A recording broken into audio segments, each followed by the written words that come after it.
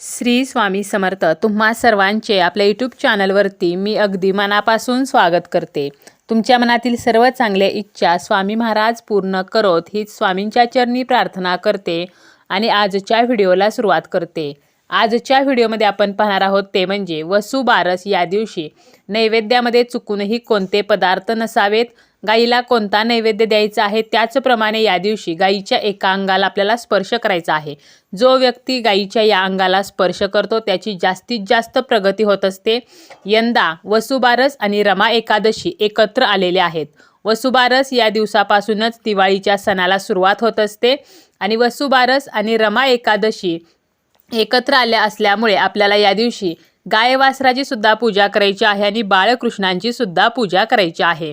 आता सोमवारी आहे वसुबारस आणि या दिवशी आपण जो गाईला नैवेद्य देत असतो किंवा आपण जी वसुबारसेची पूजा मांडत असतो तर त्यामध्ये आपल्याला कोणते पदार्थ जे आहेत तर ते चुकूनही ठेवायचे नाहीत. त्याचप्रमाणे गाईच्या कोणत्या अंगाला स्पर्श करावा हे आपण पाहणारच आहोत. पण त्यापूर्वी तुम्ही जर चॅनलवरती नवीन असाल आणि पहिल्यांदाच माझे व्हिडिओ पाहत असाल तर चॅनलला सबस्क्राईब करा. व्हिडिओ माहितीपूर्ण वाटला तर व्हिडिओला लाईक करा. समुद्रमंथनातून निघालेल्या नंदा नावाच्या धेनूला हा दिवस समर्पित आहे. हिंदू धर्मानुसार गायीमध्ये 33 कोटी देवता वास करतात आणि वसुबारस या दिवशी गायीची तिच्या वासरासह पूजा केली जाते.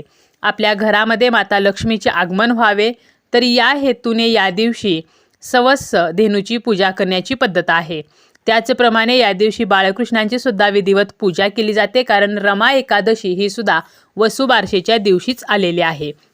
दिवाळीचा पहिला दिवस म्हणजे ही वसुबारस आणि या दिवशी गाय वासराच्या अंगी असलेली उदारता, प्रसन्नता, समृद्धी, शांतता आपल्याला लाभावी म्हणून वसुबारस जी आहे तर ती साजरी केली जाते. आता आपण वसुबारसेची पूजा कशी करावी तर याची माहिती देणारा व्हिडिओ जो आहे तर तो चॅनलवरती आहे.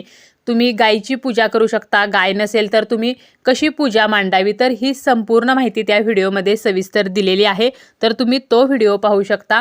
आता पाहूया ते म्हणजे आपण या दिवशी नैवेद्यामध्ये कोणते पदार्थ जे आहेत तर ते ठेवायचे आहेत आणि यानंतर पाहणार आहोत ते म्हणजे कोणते पदार्थ हे नैवेद्यामध्ये चुकूनही ठेवायचे नाहीत.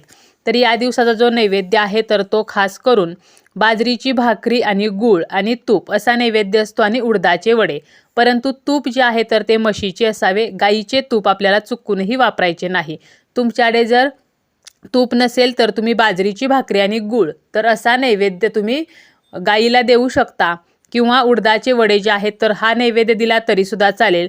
काही भागांमध्ये पुरणपोळीचा सुद्धा नैवेद्य केला जातो. त्याचप्रमाणे खडीसाखर जी आहे तर याचा जरी तुम्ही नैवेद्य दाखवला, तुम्ही जर घरीच पूजा मांडणार असाल, कामधेनूची मूर्ती जी आहे तर तिची आपण पूजा करणार असू तर तुम्ही खडीसाखरेचा नैवेद्य सुद्धा दाखवू शकता. आता परंतु कोणते पदार्थ नैवेद्यामध्ये चुकूनही नसावेत तर गाईच्या दुधापासून किंवा गाईच्या तुपापासून जे बनलेले पदार्थ आहेत तर ते, तसेच गाईच्या दुधापासून बनलेली मिठाई असेल तर या पदार्थांचा नैवेद्यामध्ये अजिबात आपल्याला समावेश करायचा नाही, कारण या दिवशी गाईपासून बनलेले जे काही पदार्थ आहेत तर ते नैवेद्यामध्ये आपण ठेवत नसतो आणि आपण स्वतःसुद्धा ते खायचे नसतात. त्याचप्रमाणे या दिवशी उपवाससुद्धा केला जातो. बऱ्याच महिला ज्या आहेत तर त्या आपल्या मुलांच्या रक्षणासाठी, आपल्या मुलांच्या आरोग्यासाठी, त्याचप्रमाणे घराच्या सुखसमृद्धीसाठी वसुबारसेची पूजा करतात आणि उपवाससुद्धा करतात. त्याचप्रमाणे गायीप्रती कृतज्ञता म्हणून हा दिवस जो आहे तर तो साजरा केला जातो. या दिवशी गहू आणि मूग तर हे सुद्धा खाऊ नयेत, परंतु काही भागामध्ये मात्र या दिवशी पुरणपोळी जी आहे तर ती केली जाते. त्यामुळे आपली जशी पद्धत आहे तर त्यानुसार आपल्याला वसुबारस साजरी करायची आहे.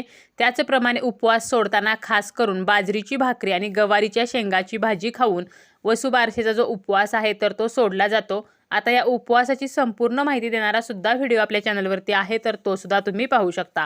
आता सर्वात महत्त्वाचं म्हणजे आपल्याला गाईच्या कोणत्या अंगाला स्पर्श करायचा आहे ज्यामुळे आपल्या मनोकामना पूर्ण होतील, आपली प्रगती होईल. हिंदू धर्मामध्ये गोमातेला म्हणजेच गाईला खूप महत्त्व आहे. असे म्हटले जाते की ज्या घरामध्ये गाय आहे तर तेथील वास्तुदोष हे आपोआप दूर होत असतात. त्याचप्रमाणे गाईची जर रोज पूजा केली तर त्या घरी रोज 33 कोटी देवतांची पूजा होत असते.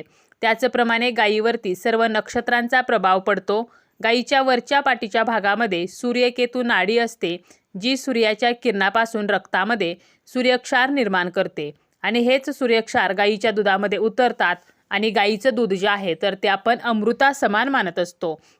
शास्त्रानुसार जो कोणी व्यक्ती गायीचे नित्यनेमाने पूजन करतो त्याच्यावरती 33 कोटी देवतांची कृपा असते. त्याचप्रमाणे गायीची सेवा करणाऱ्या व्यक्तीची सर्व दुःखे कष्टे ही सुद्धा नष्ट होत असतात. कारण गोमाता जी आहे तर ती कामधेनू आहे. व्यक्तीच्या मनातील भावना समजून त्या व्यक्तीच्या इच्छा ज्या आहेत तर ती गोमाता पूर्ण करत असते. आता गायीच्या शरीरावरती जो उंचवटा असतो म्हणजे गायीची जी पाट आहे तर त्या ठिकाणी जो उंच भाग असतो तर त्यावरून आपल्याला जास्तीत जास्त हात जो आहे तर तो फिरवायचा आहे.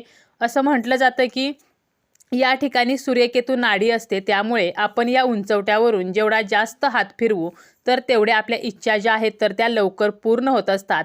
आपली आर्थिक परिस्थिती सुधारते, आपले दारिद्र्य जे आहे तर ते निघून जाते. त्याचप्रमाणे सर्व आजारांचा नाशसुद्धा होत असतो. त्यामुळे आपल्या घरी गाय असेल किंवा आजूबाजूला गाय असेल किंवा गोशाळेमध्ये जाऊन वसुबारस या दिवशी नक्की आपल्याला गायीच्या त्या उंचवट्याला स्पर्श जो आहे तर तो करायचा आहे. परंतु हे सर्व करताना आपल्याला काळजीपूर्वक करायचं आहे. त्याचप्रमाणे गाय ज्या ठिकाणी बसून आराम करते तर त्या ठिकाणी कोणतीही वाईट शक्ती जी आहे तर ती येत नाही. गायीचं जे शेण आहे तर त्यामध्ये माता लक्ष्मीचा वास आहे. तसेच गायीच्या गोमूत्रामध्ये गंगेचे वास्तव्य आहे असे सुद्धा मानले जाते. त्याचप्रमाणे ज्या व्यक्तीच्या नशिबामध्ये खूप दुःखी आहेत, खूप भोग आहेत, काही केल्या दुर्भाग्य जे आहे तर ते संपत नाही, तर अशा व्यक्तीनं काय करायचं आहे तर आपल्या उजव्या तळहातावरती एक गुळाचा खडा जो आहे तर तो ठेवायचा आहे आणि आपला हात गायीसमोर धरायचा आहे. गायी जी आहे तर ती गुळाचा खडा जो आहे तर तो खाईल आणि हे सर्व करताना आपला हात जो आहे तर तो सुद्धा गायी चाटेल. आणि जेव्हा गायीची जीभ आपल्या हातावरून फिरते तेव्हा आपल्या हातावरच्या ज्या रेषा आहेत तर त्या सक्रिय होतात आणि आपले नशीब चमकते असे सुद्धा मानले जाते. त्याचप्रमाणे आपली जी इच्छा आहे तर ती गायीच्या कानामध्ये आपल्याला सांगायची आहे. वसुबारसेची पूजा झाल्यानंतर म्हणजे आपल्याला गायीला पायावरती पाणी घालायचं आहे, हळदी कुंकू लावायचं आहे, गायीला नैवेद्य द्यायचा आहे, आपल्याला धूप दीप निरंजनाने गायीला ओवाळायचं आहे. आणि यानंतर आपल्याला आपली जी इच्छा आहे तर ती गायीच्या कानामध्ये सांगायची आहे. आपली कोणतीही इच्छा असू द्या, मग आर्थिक परिस्थिती जी आहे तर ती सुधारत नसेल किंवा तुम्हाला जर काही मानसिक समस्या असतील, शारीरिक असतील, तर अशी जी इच्छा आहे एखाद्या आजारातून आपली मुक्तता व्हावी असे वाटत असेल तर अशी इच्छा आपण गायीच्या कानामध्ये बोलू शकतो, ज्यामुळे कामधेनू जी आहे तर ती आपल्या इच्छा पूर्ण करेल.